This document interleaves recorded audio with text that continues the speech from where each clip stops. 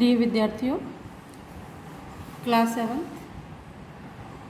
हिंदी पढ़ेंगे। हिंदी में निकाल लीजिए अपनी पाठ्य पुस्तक वसंत। वसंत में बच्चों आज हम पढ़ेंगे कठपुतली, है ना। आपका पाठ 3 तक हो गया। उसके बाद आपका ये आता है फूले कदम। तो केवल ये जो कविता है पढ़ने के लिए है, आप इसको पढ़ लीजिए, याद कर लीजिए, गा लीजिए और इसको अब स्वयं कर लेना है आपको। जैसे केवल पढ़ने के लिए लिखा हुआ है, इसमें से कोई प्रश्नोत्तर वगैरह ऐसा कुछ नहीं आएगा। ठीक है बच्चों। जैसे फूले कदम, टहनी टहनी में कंदुक समझूले कदम, फूले कदम, सावन बीता बादल का कोप नहीं रीता, जाने कब से तू बरस रहा ललचाई आँखों से नाहक, जाने कब से तू तरस रहा मन कहता है छूले कदम, फूले कदम, फूले कदम। तो ये कविता नागार्जुन द्वारा लिखी हुई है बच्चों, और इसको आप पढ़ लेना। इसमें से कोई आपके पाठ्यक्रम में नहीं है, आपके एग्ज़ाम में ऐसा कुछ नहीं आएगा, तो इसलिए इसको मैं नहीं पढ़ा रही हूँ।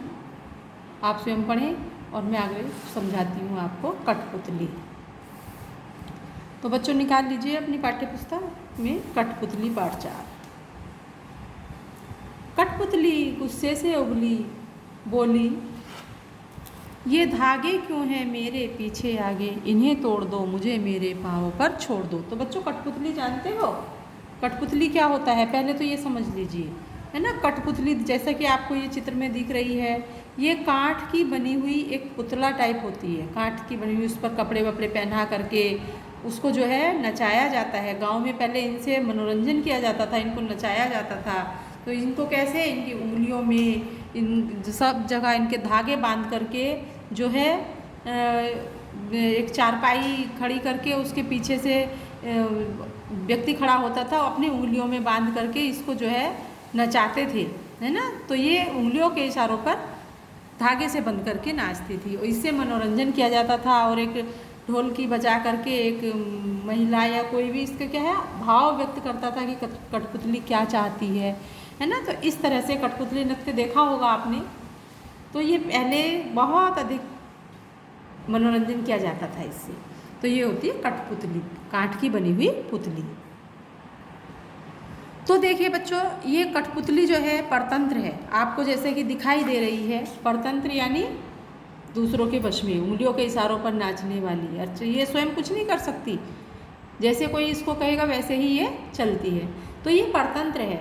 तो कठपुतली में भी जो है स्वतंत्र होने की लालसा उत्पन्न होती है। इसके लिए वो क्या है, विद्रोह कर देती है ना। तो यही इसमें हम पढ़ेंगे कि कठपुतली गुस्से से उबली, यानी कठपुतली को जब दूसरों के इशारों पर नाचते नाचते अर्थात परतंत्र रहते रहते बहुत दिन हो गए, सदियों से चली आ रही है, तो वो भी गुस्से से बोली कि क्यों है मेरे पीछे आगे, इन्हें तोड़ दो मुझे मेरे पाँव पर छोड़ दो। यानी कठपुतली बहुत अधिक गुस्से से उबली अर्थात क्रोधित होकर के बोली, ये धागे मेरे आगे पीछे क्यों बंधे हुए हैं, इन बंधनों को तोड़ दो। मैं स्वतंत्र होना चाहती हूँ, अर्थात मैं आज़ाद होना चाहती हूँ, मुझे आज़ादी चाहिए। पाँव पर छोड़ दो यानी मुझे आज़ाद कर दो। सुनकर बोली और कठपुतलियाँ। अब एक कठपुतली की बात सुन करके दूसरी कठपुतलियाँ भी बोली। क्या बोली कि हाँ, बहुत दिन हुए हमें अपने मन के छंद छुए। एक कठपुतली की, पहली कठपुतली की बात सुन करके दूसरी कठपुतली भी जो है उसका क्या करने लगी, साथ देने लगी। सुन कर के बोली और कठपुतलियाँ कि हाँ, हमें भी आज़ाद होना है, बहुत दिन हो गए हैं, हम अपने मन के छंद यानी हम जो है स्वतंत्रतापूर्वक कुछ भी नहीं कर सकते, अपने हिसाब से हम अपने मन से कुछ भी नहीं कर सकते हैं, हमें भी आज़ाद होना है। तो दूसरी कठपुतली भी जो है आज़ादी होने के लिए विद्रोह करने लगी। पहली कठपुतली के साथ दूसरी कठपुतली भी विद्रोह करने लगी। मगर पहली कठपुतली सोचने लगी, लेकिन पहली कठपुतली अब सोचने लगी, ये कैसी इच्छा मेरे मन में जगी।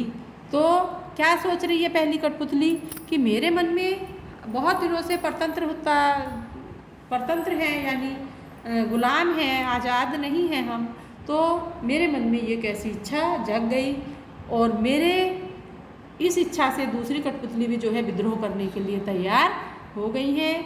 इसलिए मुझे जो भी काम करना है सोच समझ कर करना चाहिए। मुझे काम कैसे करना है? सोच विचार के काम करना है। और वो जो है शांत हो जाती है कि अब सबका साथ देगी, क्योंकि सभी कठपुतली एक साथ मिल करके करेंगी तभी स्वतंत्र हो सकेंगी। तो यही इसमें कहा है कि स्वतंत्रता की जो लड़ाई है वो एक अकेले नहीं लड़ी जा सकती है। आ गया बच्चों समझ में? तो ये छोटी सी कविता है आपकी, बड़ी सुंदर कविता है ना? तो इसको पढ़िए, याद कीजिए। ये मैंने आपको इसका अर्थ बता दिया है। अब आइए देखें इसके प्रश्नोत्तर। हाँ, तो ये भी है, देखो इस कविता में कठपुतलियाँ स्वतंत्रता की इच्छा से स्वयं अपनी बात व्यक्त कर रही हैं, है ना? उनके समक्ष स्वतंत्रता को साकार बनाने वाली चुनौतियाँ हैं। धागे में बंधी हुई कठपुतलियाँ पराधीन हैं। वह दूसरों के इशारे पर नाचने से दुखी हैं। दुख से बाहर निकलने के लिए कठपुतली विद्रोह कर देती है। वह अपने पाँव पर खड़ी होना चाहती है। उसकी बात सभी कठपुतलियों को अच्छी लगती है। स्वतंत्र रहना कौन नहीं चाहता, लेकिन पहली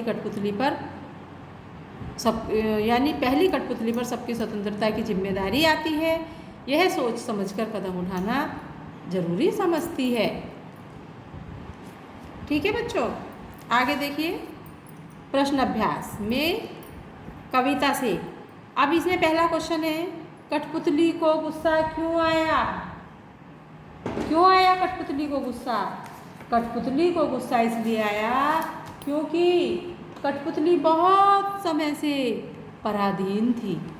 कठपुतली बहुत अधिक समय से पराधीन थी। उसके हाथ पांव बंधे हुए थे। वे दूसरों के इशारे पर नाच रही थी, अर्थात वह स्वतंत्र रहना चाहती थी।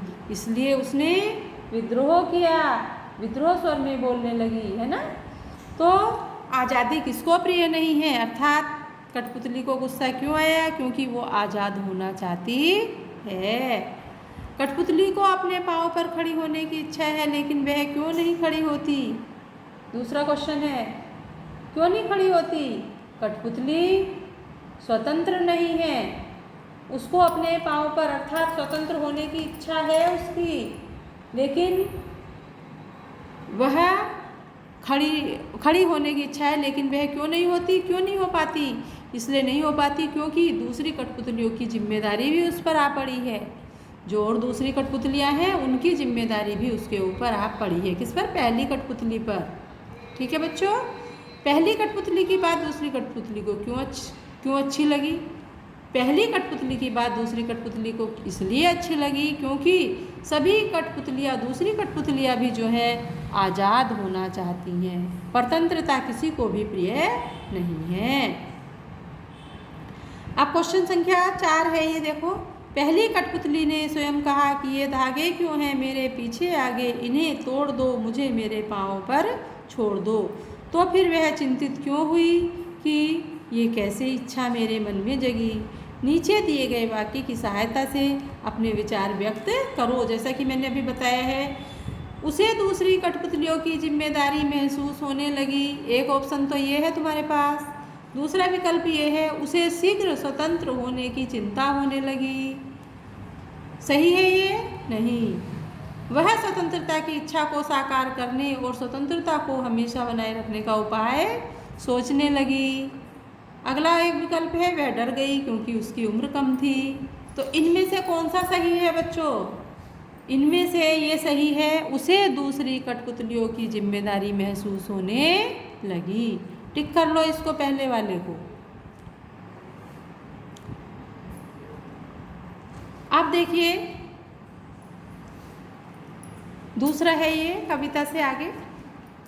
बहुत दिन हुए हमें अपने मन के छंद छुए, इस पंक्ति का अर्थ है और क्या हो सकता है? अगले पृष्ठ पर दिए हुए वाक्यों की सहायता से सोचिए और अर्थ लिखिए। अब क्या है इसमें देखो, बहुत दिन हो गए मन में कोई उमंग नहीं आई। क्या अर्थ होगा इसका? दूसरा विकल्प है बहुत दिन हो गए मन के भीतर कविता सी कोई बात नहीं उठी जिसमें छंद हो लय हो। अगला विकल्प है बहुत दिन हो गए गाने गुनगुनाने का मन नहीं हुआ। और अगला है बहुत दिन हो गए मन का दुख दूर नहीं हुआ और ना मन में खुशी आई। तो इसका सही अर्थ कौन सा होगा? बहुत दिन हो गए मन का दुख दूर नहीं हुआ और मन में खुशी नहीं आई। तो इसको घ वाले को टिक कर लो। अगला क्वेश्चन है नीचे दो स्वतंत्रता आंदोलनों के वर्ष दिए गए हैं। इन दोनों आंदोलनों के दो स्वतंत्रता सेनानियों के नाम लिखिए। एक तो है सन 1857 का और दूसरा है 1942 का। तो 1857 में कौन कौन से स्वतंत्रता सेनानी हुए हैं? जैसे मंगल पांडे, रानी लक्ष्मीबाई, तत्या टोपे और नाना फडणवीस। सन 1942 में महात्मा गांधी, सरदार वल्लभ भाई पटेल, जवाहरलाल नेहरू आदि जैसे नेता हुए हैं। अब ये आपको अनुमान और कल्पना से करना है, अपना अनुमान लगा करके। स्वतंत्र होने की लड़ाई कठपुतलियाँ कैसे लड़ी, कठपुतलियों ने मतलब कैसे लड़ी होगी, और स्वतंत्र होने के बाद स्वावलंबी होने के लिए क्या क्या प्रयत्न किए होंगे। यदि उन्हें फिर से धागे में बांध कर नचाने का प्रयास हुए होंगे तब उन्होंने अपनी रक्षा किस तरह के उपायों से की होगी। इसको आप अपने अनुमान से, अपने प्रयास से ही लिखना है। अब देखिए, यह है भाषा की बात। कई बार जब दो शब्द आपस में जुड़ते हैं और उनके मूल रूप में परिवर्तन हो जाता है, कठपुतली शब्द में भी इस प्रकार का सामान्य परिवर्तन हुआ है। जब काठ और पुतली दो शब्द एक साथ हुए तो मिलकर के बना शब्द कठपुतली, और इससे बोलने में सरलता आ गई। इस प्रकार के कुछ नए शब्द बनाइए। जैसे काठ, कट, इसमें कट है, कठपुतली है ना, काठ पुतली।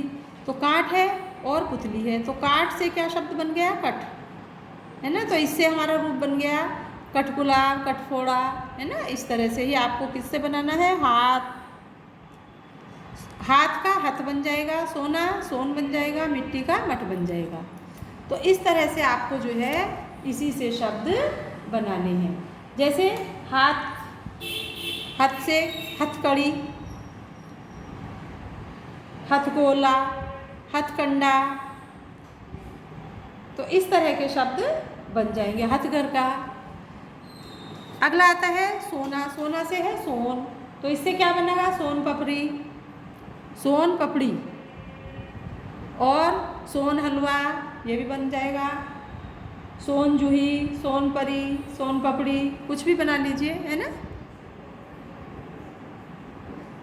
मिट्टी से मट, तो मट से क्या क्या बन सकता है? मटमैला, मटकी, मठरी, और भी ऐसे शब्द आपको याद आ रहे हो तो आप लिख दीजिए।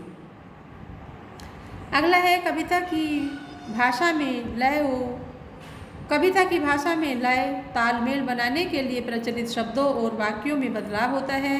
जैसे आगे पीछे अधिक प्रचलित शब्दों की जोड़ी है, लेकिन कविता में पीछे आगे का प्रयोग हुआ है। यहाँ आगे का बोली, ये धागे से ध्वनि का तालमेल है। इस प्रकार के शब्दों की जोड़ियों में आप भी परिवर्तन कीजिए।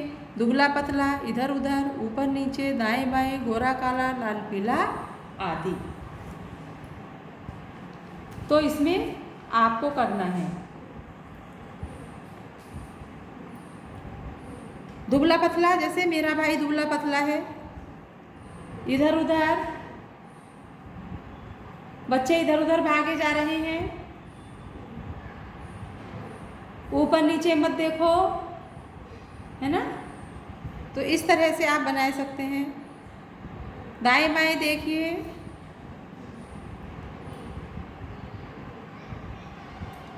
यह लड़का गोरा काला, पहना दो इसको, माला दो।